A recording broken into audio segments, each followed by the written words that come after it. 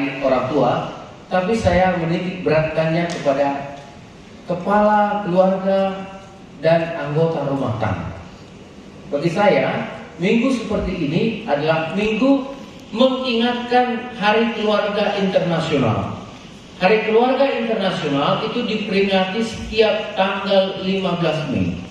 Jadi lebih kurang 5 tahun terakhir ini, ketika pada saat-saat seperti ini, saya mau mengajak semua orang-orang untuk merenungkan. Jadi kalau bagi yang sudah menikah, ini seperti satu perjalanan ziarah. Bagi orang-orang yang belum menikah atau bagi anak-anak, ini saya anggap menjadi seperti satu konseling pranikah, gitu ya. Konseling pranikah. Walaupun mungkin 15 tahun lagi, 10 tahun lagi, 20 tahun lagi, tapi pasti ada maknanya ketika kita boleh merenungkan hari-hari itu setiap hari. Nah, Bapak Ibu Saudara yang dikasihi Tuhan, keluarga ini pepatah Tionghoa yang saya bisa minta bantu diterjemahkan oleh teman saya ya. Ada 3 pepatah yang mau saya ingatkan ya, pepatah Tionghoa kuno dan modern juga berlaku. Jadi itu sangat indah sekali.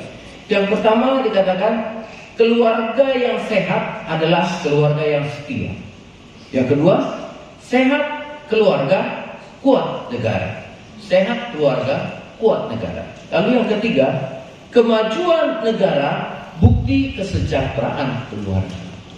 Jadi betapa pentingnya sebenarnya peran kita sebagai orang tua dalam memajukan negara. Dan kemajuan negara itu akan ditentukan bagaimana kesejahteraan daripada satu keluarga. Jadi saudara bisa bayangkan sekarang betapa disanjungnya kita sebagai anggota keluarga yang turut juga menunjukkan kepada dunia bahwa keluarga itu sangat berarti, bahkan sangat mendukung kemajuan. Jadi kalau kita mau lihat nanti pada 100 tahun Indonesia merdeka, yaitu pada tahun 2045, mudah-mudahan saat itu kita bisa reuni. Ya, saat itu kita masih bisa berjumpa, dan yang muda-muda ini juga masih berjumpa. Mudah-mudahan saya juga sehat, kita semua melihat apa yang kita katakan hari ini. Kemajuan satu negara itu adalah merupakan bukti daripada rakyatnya yang sejahtera. Ini benar. Kalau semua rakyatnya tidak bisa makan, tidak bisa minum, bagaimana dia bisa bekerja? Kalau tentara yang menjaga di perbatasan dan menjaga kedaulatan negara tidak dibekali dengan kekuatan fisik dan mental, bagaimana dia bisa berperang? Jadi jangan lupa, keluargamu itu sekarang adalah sorotan Allah untuk mencurahkan berkat yang luar biasa. Amin. Ya, pelihara keluarga, rawat keluarga itu.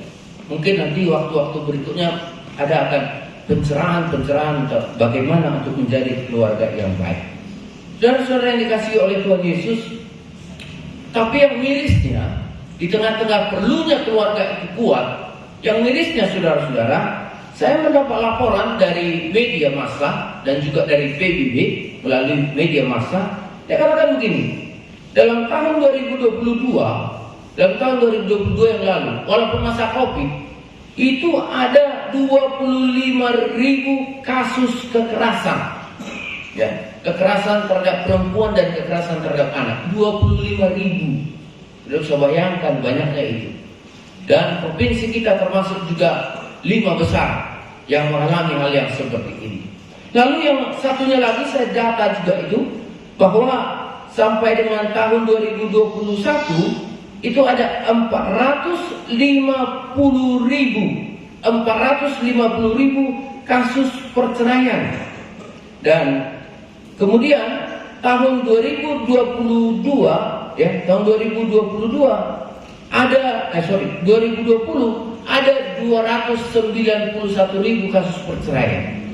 Jadi ketika kita bicara tentang peneguhan keluarga, ketika kita bicara mengenai hal keluarga itu harus kuat di dalam Tuhan, di sana juga ada banyak masalah yang mungkin terjadi, yang bisa membuat kita, Bapak Ibu Saudara-saudara, jatuh ke dalam berbagai-bagai pencobaan. Ya.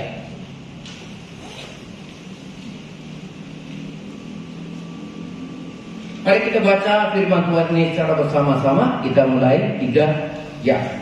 Yosua 24 ayat 18. Tetapi jika kamu anggap tidak baik untuk beribadah kepada Tuhan, pilihlah pada hari ini kepada siapa kamu akan beribadah. Allah yang kepadanya nenek moyangmu beribadah di seberang sungai Efrat, atau Allah orang Amori yang negerinya kamu diami itu. Tetapi aku dan seisi rumahku, kami akan beribadah kepada Allah. Amin. Saudara-saudara, keluarga yang bahagia adalah keluarga yang menikmati kebersamaan. Ya, menikmati kebersamaan, ada suka dan ada duka.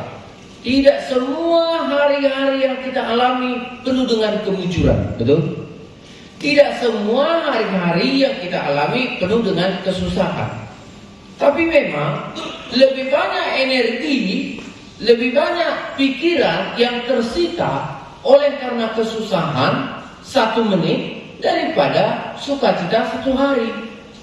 Jadi kalau kita tiba-tiba misalnya mengalami kedukaan 1 bulan ini 29 hari atau 30 hari kita sukacita, ya, ho-ho kalewa. Sukacita gitu kan. Nah, lalu 1 hari datang kabar, Lepengyo udah meninggal dunia. Sebesu. Padahal kemarin kami baru WA-an. Begini, kenapa ya? Wah, langsung hati kita jatuh dan mungkin sulit untuk bangkit. Kenapa? Karena teman baik kita sudah meninggal dunia. Jadi sepertinya ada pertandingan gitu.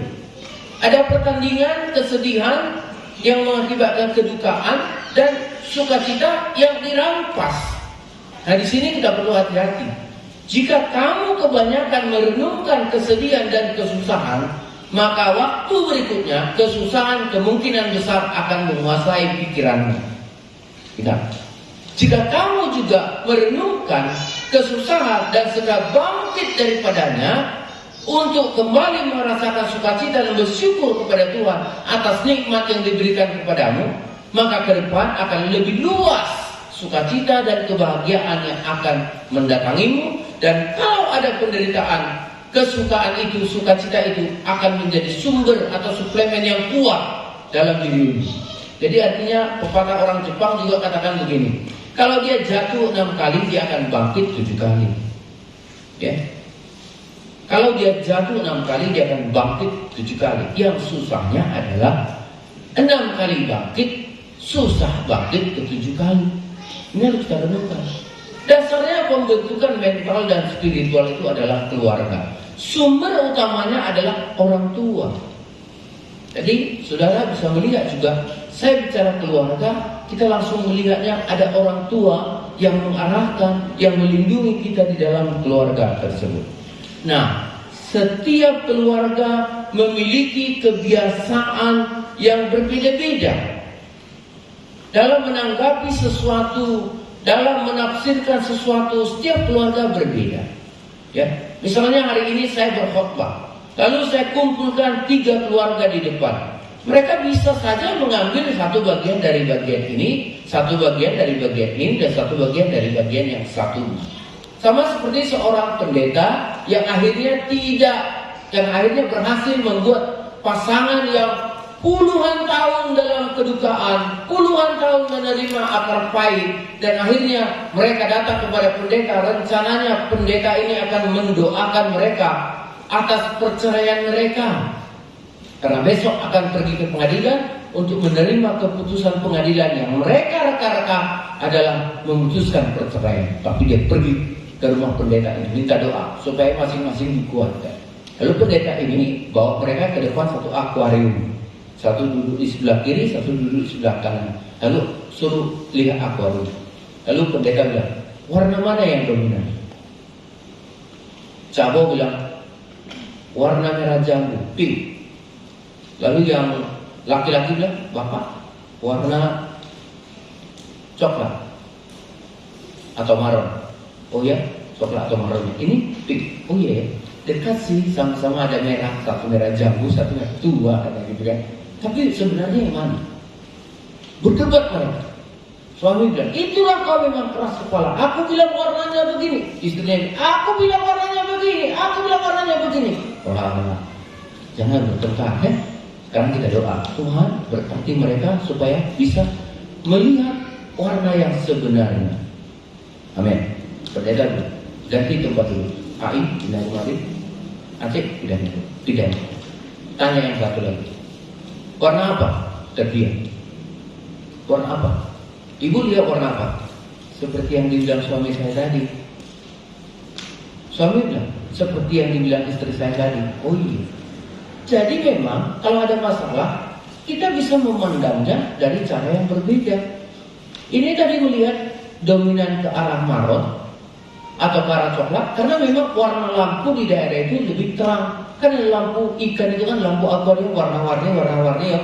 Nah itu. Jadi kalau kamu taruh tumbuhan di sini, kamu taruh tumbuhan di sini, itu juga akan berpengaruh. Dan itu akan mempengaruhi pancarannya yang kamu akan lihat. Hati-hati. Setiap persoalan tidak punya jalan keluar. Pasti punya jalan keluar. Tinggal menunggu waktunya. Menunggu waktu bagaimana kamu bisa memahami. Menunggu waktu bagaimana bisa mengerti. Tapi ketika sudah di dalam keluarga, maka kita juga akan melihat betapa luar biasanya keluarga itu telah dibentuk oleh Allah. Bapak Ibu Saudara-saudara, sekali lagi saya mau mengingatkan kepada kita semua ya. Saya mau mengingatkan, berhati-hati. Punya keluarga bahagia adalah idaman semua orang. Idaman semua orang. Tidak ada orang yang punya keluarga atau berencana, aduh, maunya besok aku bertengkar dengan istriku, aku pura-pura sakit, sehingga aku tidak bisa bekerja, tak usah pergi kerja.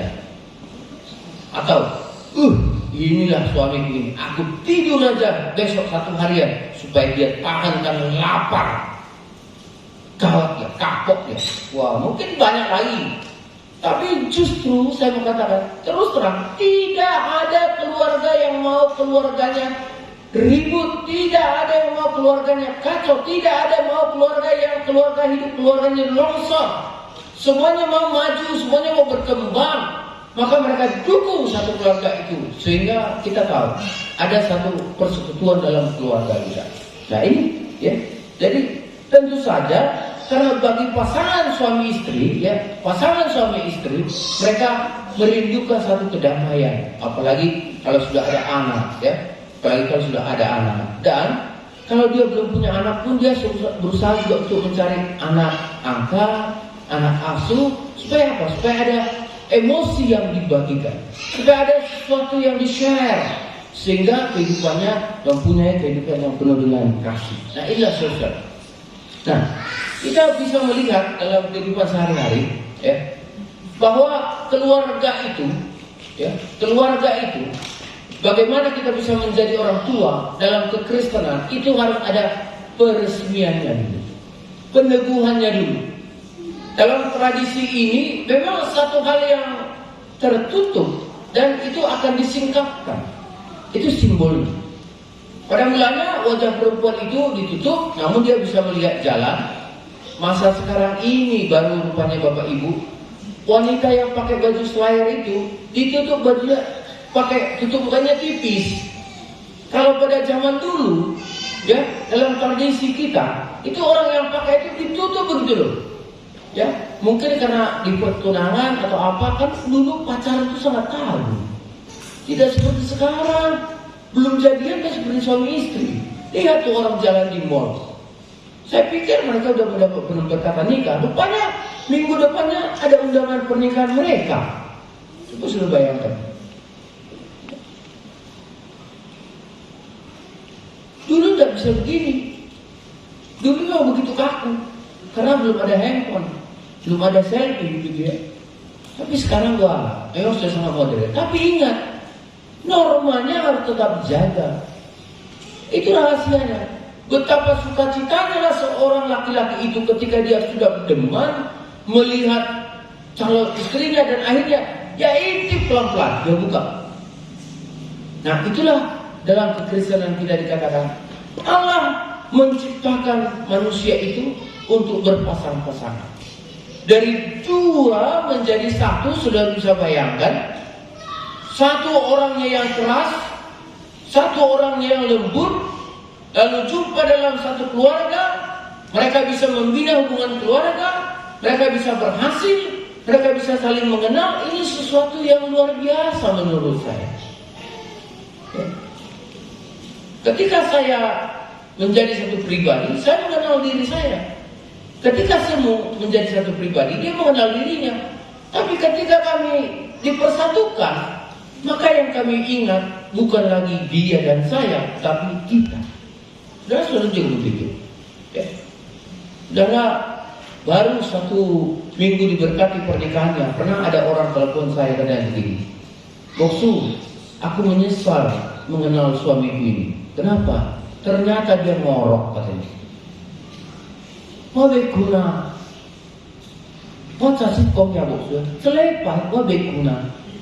Tapi padahal biasanya kalau tidur itu bisa mimpi indah, bisa jalan sama dia dalam permadani, bisa jalan sama dia itu naik kuda seperti kuda kerajaan yang jalan di awan. Tapi setelah saya menikah, selepas ya, wabekuna. Bo dapat mimpi ya. Kalau hayalan kalau Jawa. Jadi toki mantap. Sih saya boksu, dekat yoi, dekat kok supaya ini main ngoro sih mana saya? Jangan coba. Pulang saya supaya jangan mengorok. Saya bilang sama Semu, Semu bilang saya ngorok. Tapi menurut saya nggak ngorok. Tapi ketika Semu tidur, saya pernah dengar dia ngorok. Cuma saya nggak bilang sama dia, "Mak, kamu ngorok ya?" Enggak gitu. Saya juga begitu dulu. Kalau dengar suara ngorok, apalagi yang susah seperti kapal, dan suara perang gitu, nggak bisa tidur, saudara-saudara. Tapi akhirnya saya coba untuk memahami teman saya. Lalu saya katakan sama dia, "Ini aja nih, kamu nggak usah ikut promo-promo yang di internet. Itu kan ada tarot tutup kuping lah. Selagi kamu tahu suamimu itu ngorok, kamu tutup telingamu pun dengan semen, kamu akan dengar suara ngoroknya."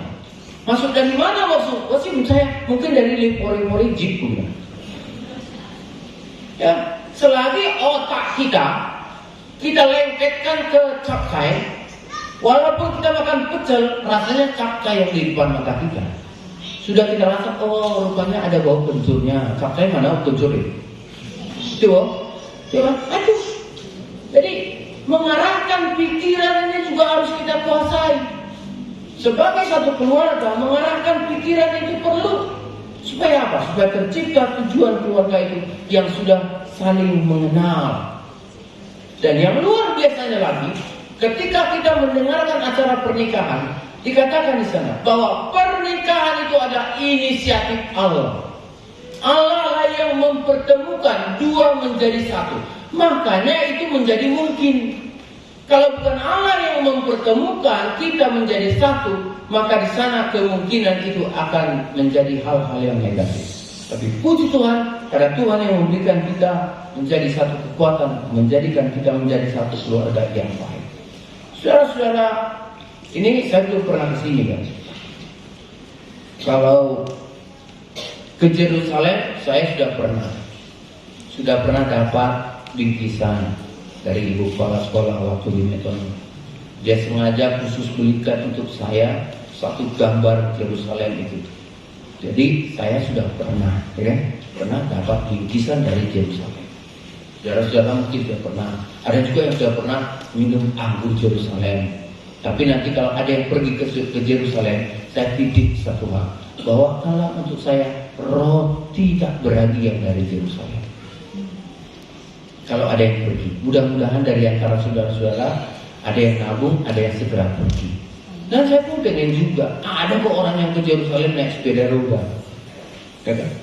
Tidak tertutup kemungkinan. Kenapa? Ini satu perjalanan rohani.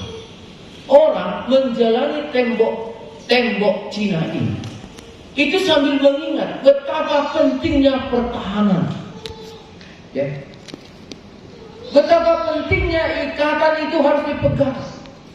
Tembok ini adalah merupakan ikatan antara seberang dengan seberang.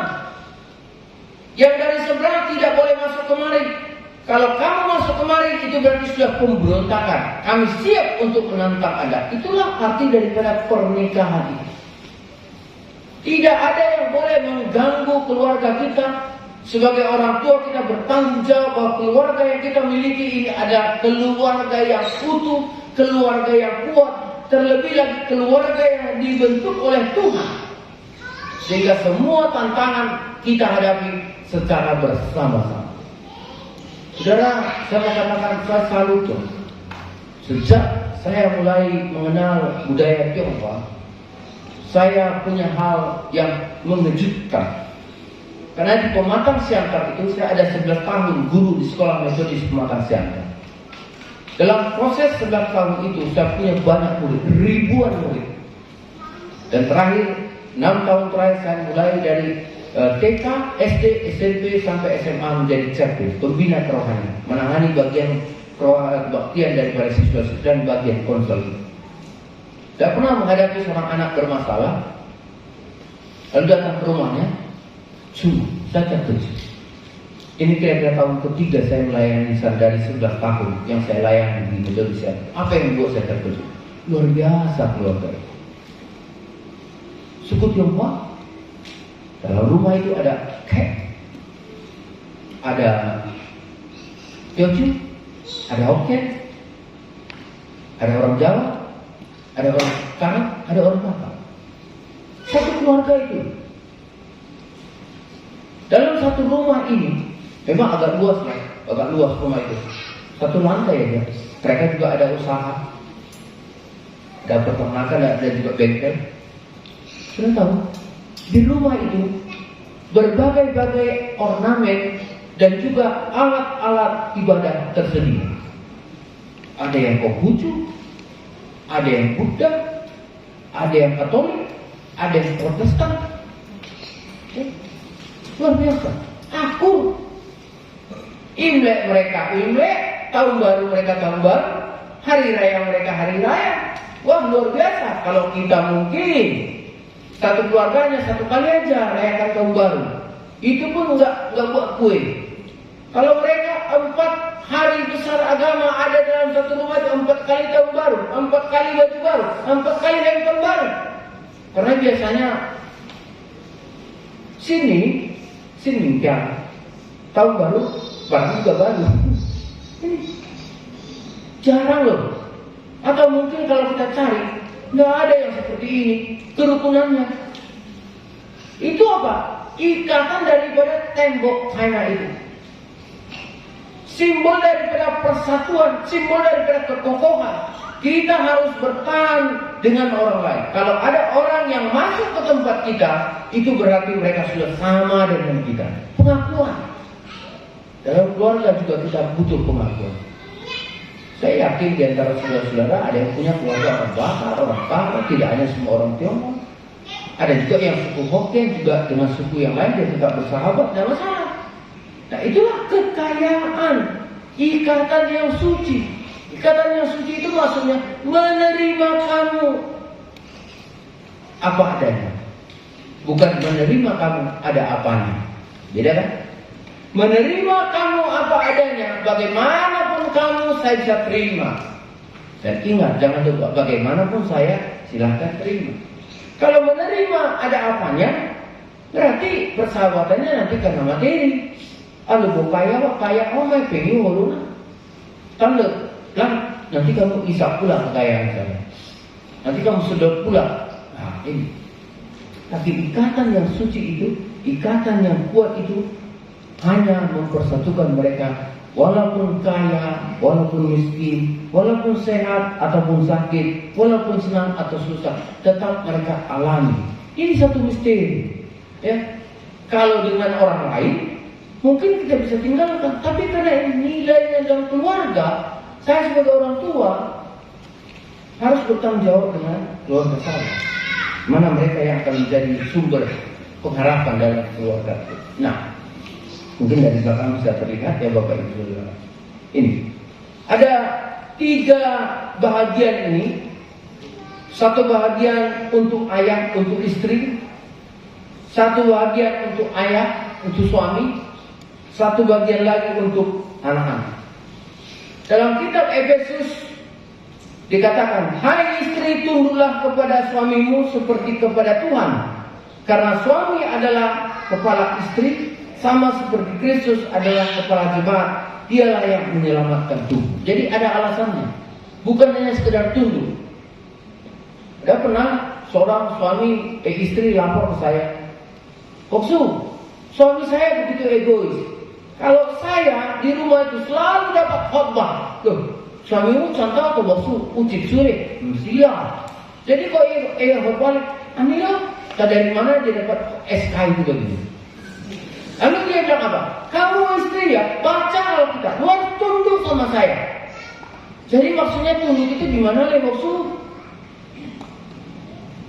Lalu saya jelaskan, oh baru dia mengerti. Lalu dia pulang sama suaminya. Dia bilang, suaminya lapor lagi ke saya, "Boksu, setelah suami saya pulang dari pastori, cerita-cerita gini kok dia tambah garang. Emang lu maunya apa?" Saya suruh dia tunduk sama saya. Dia katakan, "Di dalam Tuhan." Gitu dia bilang. Jadi karena di dalam Tuhan melemahkan suaminya, gak bisa bertindak sesuka hati. Syukurlah kalau begitu saja. Syukurlah kamu masih takut dengan Tuhan, sehingga dengan mendengar kata Tuhan saja, dia sudah bisa tersentuh hatinya. Sekarang ini saudara-saudara, kalau jumpa dengan Tuhan Yesus pun, seseorang saking keras hatinya, dia jumpa dengan sosok Tuhan Yesus, menampakkan diri di dalamnya, dia katakan, "I'm Jesus." You know? Apa dia? Mana mungkin lu Yesus? Enak-enak aja. Kualat tuh. Bilang-bilang nama Yesus sembarangan. Enggak dong. Hukum Taurat. Padahal yang dihadapannya Tuhan Yesus. Itulah saking gak percayanya. Tapi kalau kita mendengar nama Tuhan saja masih tahu dan tunduk, puji Tuhan. Kita sangat bersyukur karena kekuatan iman kita sangat kuat dengan Tuhan. Tapi begitu pun istri suaminya tidak boleh sembarangan juga. Jangan karena sudah dapat mandat untuk istrinya, lalu si suaminya petendeng-tendeng juga. Ingat, firman Tuhan jangan disalah arti. Firman Tuhan juga mengatakan, "Hai suami, kasihilah istrimu sebagaimana Kristus telah mengasihi jemaat dengan telah menyerahkan dirinya baginya." Seperti Yesus ada juga contohnya. Bagaimana Yesus telah mati di kayu salib, menyerahkan nyawanya, begitu jugalah suami harus menyerahkan hidupnya, hatinya, pikirannya, dan nyawanya untuk keluarganya. Jangan sedikit-sedikit bertengkar cerai, tambahlah tadi 500 lebih perceraian kan? Gak mau suaminya tunduk sama dia, tampar, tunjang, sampai lebam-lebam ke rumah. Lalu tanya orang, Ci, anjol deh. Kenapa kau Ci? Enggak apa-apa. Semalam aku buka pintu, rupanya pintunya membanting tadi. Kayaknya lah kok aku ditampar suamiku. Entah gara-gara istrinya pula nggak tahu masak, main game terus kan, bikin cak tua.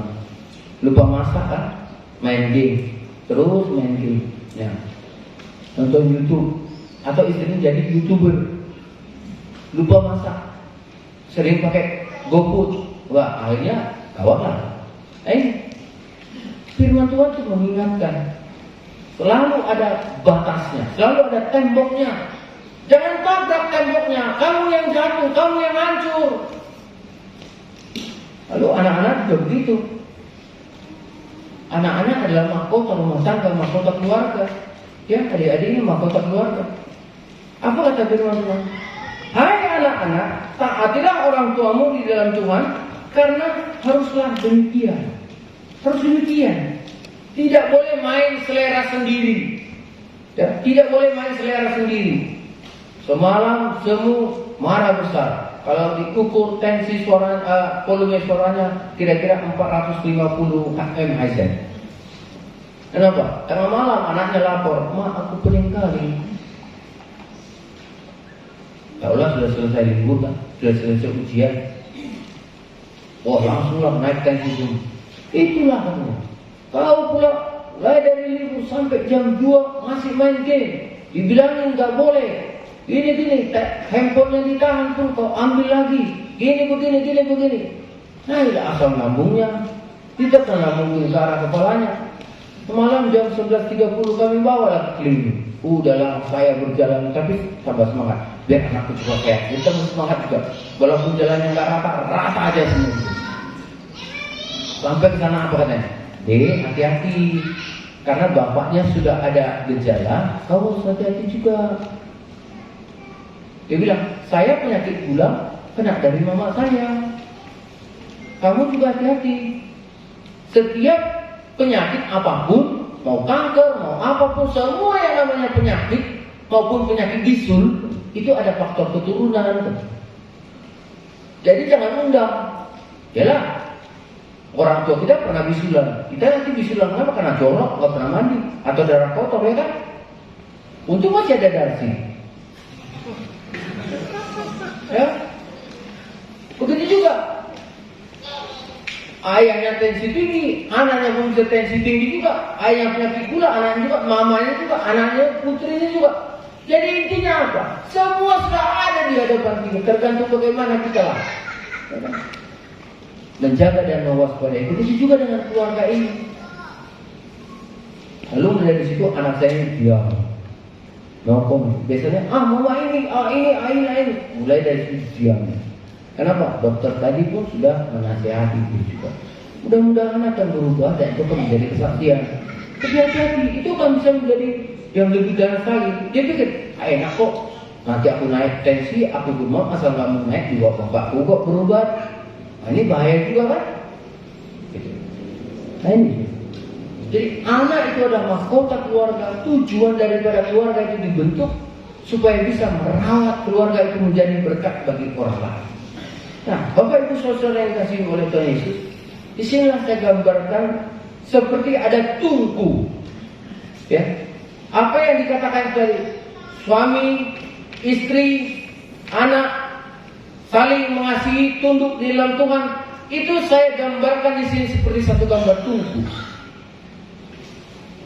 Tungku zaman dahulu lah. Atau kalau orang camp sekarang juga sering buat seperti itu tungkunya. Ada 3 batu yang rata, tidak bisa kecil sebelah, besar sebelah. Batu ini rata dia.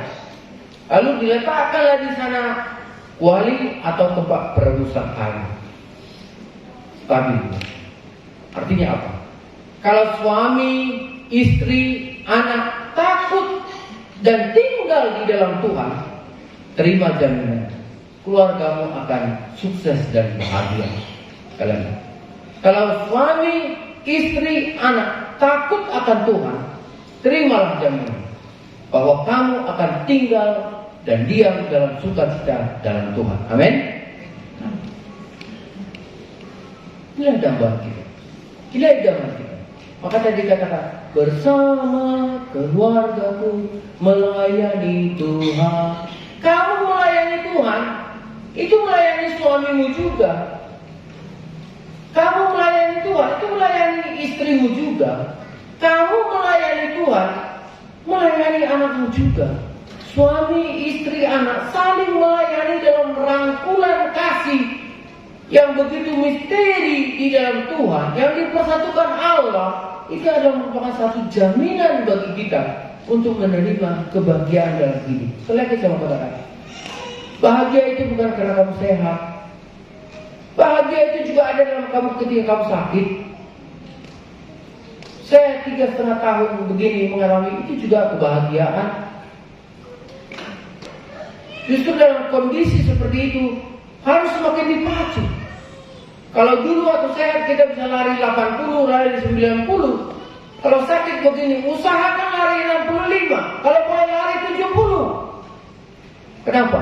Karena waktu itu, kesempatan itu akan berakhir. Waktu itu, saat itu akan berakhir. Waktunya sekarang belum selesai. Lakukan selagi hari masih siang, kata firman Tuhan. Kerjakan apa yang bisa kamu kerjakan. Minta inspirasi, minta kekuatan, minta kemampuan daripada Tuhan supaya Dia membimbing kita sebagai orang tua yang melayani anak-anak, sebagai anak yang berbakti hal kepada orang tua. Dulu orang sampai ditakut-takutin supaya taat kepada orang tua. Tapi puji Tuhan, sekarang ini orang tidak perlu lagi takut-takuti. Mereka sungguh mengasihi orang tua. Terima kasih untuk anak-anak. Terima kasih untuk orang-orang muda yang selalu mengasihi orang tua. Memang terkadang ada jengkel, ada Saya sendiri waktu dulu orang tua saya tua, sebelum meninggal, sempat ada rasa jengkel. Kenapa? Saya bilang, Pak, nanti kalau ambil minum, taruh ke sini lagi. Ya ambil minum aja, pindahkan. Lalu dia panggil saya, nah aku mau minum. Dah, tadi aku suruh kan taruh di sini. Iya, lupa aku kan. Saya berdoa, Tuhan, kasihi orang tuaku dan tolong aku supaya bisa memahami. Tapi ada juga orang tua yang kalau kita tengok di TikTok itu kan, wah dia sepelekan orang tua, dia remehkan. Tapi saya yakin setelah kita menonton TikTok itu, hati kita lebih berbakti kepada orang tua. Karena berbakti kepada orang tua adalah perintah Tuhan. Amin. Jangan. Mungkin dulu ada kesalahan, mungkin dulu ada sesuatu yang mengganjal kita untuk berbakti kepada orang tua kita. Mungkin ketika kita pacaran dulu dilarangnya, sampai kepada pernikahan kita juga tidak ada restu. Sekarang stop. Itu hanya akan menjadi toksik bagi kami. Itu akan menjadi penghalang bagi kami untuk menerima berkat Tuhan. Dan itu akan menjadi petunjuk bagimu. Suatu saat akan menerima hal yang sama dari anak-anak dan dari keturunan. Jadi karena masih ada waktu, stop. Jangan terus. Ada kebencian, ada kejengkelan, minta maaf. Pulihkan hubungan pada hari ini. Jangan tunggu besok. Siapa tahu besok gak ada lagi untuk kita. Ke beberapa saya dikirimi video di beberapa gereja. Hari ini kita doakan keluarga ini karena tadi meninggal dunia. Di mana meninggal dunia? Dikirimkan videonya. Pas waktu dia baca agenda begitu, tiba-tiba lari semua orang nengok. Dia nggak dipegang, nggak ditunggu, kan jangan ditunggu, biar bangkit sendiri. Gitu orang begitu. Ternyata berapa lama tunggu nggak bangkit, maka makin suka. Jangan takut. Jangan takut. Lakukan. Kalau waktunya stop, Tuhan pasti kasih stop. Dan jangan tunggu-tunggu kapan stop. Kita udah sakit. Aduh, bentar lagi udah mau bentar lagi udah waktunya, bentar lagi waktunya. Rupanya sebentar lagi waktunya 4 tahun masih lewat. Makin hari makin susah. Makin hari makin menyedihkan. Bangkitlah, semangatlah. Capai cita-cita. Tuhan tidak memberikan kepada kita hari-hari yang gelap. Tuhan memberikan kepada kita masa depan yang penuh harapan. Sehingga ketika kita berjalan di dalam Tuhan, Tuhan pasti buka jalan. Dan bagaimana kita menerima kesetiaan kita, kesetiaan Tuhan, kita juga harus lebih dahulu setia kepada Tuhan. Terlihat perjalanan yang luar biasa dalam kehidupan kita. Nah inilah Bapak Ibu Saudara, ini adalah kata-kata batu ini, batu-batu ini adalah merupakan doa kita setiap hari ya. Doa kita setiap hari. Kita mau sukses, kita mau sehat, kita mau banyak rezeki, kita mau kuat, ini doa kita. Dan jangan lupa, doakan juga ini untuk orang lain. Doakan supaya dia juga kuat, dia bisa bangkit dari kondisinya, dia bisa sehat dari segala keletihannya, dan dia bisa kuat sehingga kita akan menjadi orang yang lebih baik. Nah tadi kata Tuhan memberikan kepada kita masa depan yang penuh harapan. Satu kesukacitaan yang luar biasa, kesukacitaan yang sungguh-sungguh indah di dalam Tuhan. Nah sekarang kita mau fokus pada ayat yang bertulis tebal. Saya akan akhiri khotbah ini. Saudara-saudara, orang Israel pada saat itu punya banyak Allah. Bahkan di rumah-rumah mereka juga mereka menyimpan secara tersembunyi, secara sembunyi-sembunyi, dan mereka puja. Tapi pada saat itu mereka dikumpulkan dari 12 suku. Mereka dikumpulkan. Yosua katakan kepada mereka, kepada siapapun kamu pilih untuk beribadah, itu urusanmu. That's your business, not my business. Tapi saya perlu ingatkan kamu bahwa kita sampai ke tanah Kanaan ini, kita sampai ke tanah perjanjian ini adalah karena perlindungan Tuhan. Bagaimana tersiksanya, bagaimana penderitanya kita di tanah Mesir, diperbudak karena sana, kita dalam perjalanan sampai 450 tahun karena tegar tengkuk, karena kedegilan, karena kemarahan daripada Tuhan kepada nenek moyang kita. Jangan lagi kamu buat seperti itu yang mencengkelkan Tuhan. Marilah berbalik. Tapi seandainya kau tidak mau, maka aku katakan hari ini, aku dan seisi rumahku, kami akan beribadah kepada Tuhan. Kami akan beribadah kepada Tuhan. Tuhan yang kami puji, Tuhan yang kami sembah, Tuhan yang nyata menyertai hidup kami. Tuhan itu memang tidak nyata dalam kehidupan kita secara fisik seperti ini. Tapi kalau kita hitung-hitung apa yang diberkatkan Tuhan dalam firman-Nya, kita terima dalam hidup kita. Tuhan berikan, bahkan lebih dari apa yang kita pikirkan, lebih dari apa yang kita doakan, diberikan Tuhan kepada kita. Orang minta, Tuhan berikanlah kepada kami kendaraan roda 4. Akhir tahun, Tuhan memberikan kepada mereka kendaraan roda 6. Lalu gimana itu? Apa mereka dapat truk? Bukan. Mereka dapat mobil 1, dapat sepeda motor 1. Itulah yang diberikan Tuhan. Tapi hati-hati juga, Tuhan bisa juga merubah apa yang kita doakan sesuai dengan kehendaknya. Ya, dia minta kepada Tuhan, Tuhan berikanlah kami kendaraan roda 4. Tuhan kasih roda 4, tapi 1 sepeda motor dan 1 lagi sepeda motor, 4 juga rodanya. Itu memang paling dibutuhkan mereka. Karena kalau naik mobil, ada lagi yang kerja ke Binjai, ada lagi yang kerja ke kantor wali kota. Bingung juga kan? Siapa dulu mau diantar? Berarti jam 7 masuk kerja harus absen jam 7, jam 5 harus sudah mengantar ke kantor wali kota. Nah macet sampai ke jalan Binjai, tinggalnya terlambat nanti di Binjai. Akhirnya apa? Naik angkot. Tuhan kasih kendaraan roda 2, pakai ke sana bisa, pakai jalan bisa. Anak antar ke sekolah sana, ini antar ke sekolah sini, sini itu baca, nggak terganggu. Itulah jauhnya dalam pikiran Tuhan daripada dalam pikiran kita. Kita syukuri. Sebagai orang tua kita juga berterima kasih kepada Tuhan. Punya anak-anak yang baik, punya anak-anak yang mau mendengar, punya anak-anak yang berbakti, dan ada juga anak-anak kita yang harus mendapat perhatian secara khusus. Doakan mereka, sebab dia juga adalah buah daripada benih. Saudara-saudara yang dikasihi oleh Tuhan Yesus, ketika kita melihat ini semua, kita merasakan begitu luar biasa Tuhan. Tuhan memberikan kepada kita keluarga, Tuhan memberkati kita dengan luar biasa. Kalau kita perhatikan secara penciptaan, ketika Allah menciptakan ikan, Allah menciptakan lautan. Ketika Allah menciptakan burung-burung di udara, Allah juga menciptakan udara. Ketika Allah menciptakan pohon-pohonan, Allah juga tidak lupa menciptakan tanah. Dan ketika saudara dan saya diciptakan, Allah katakan apa?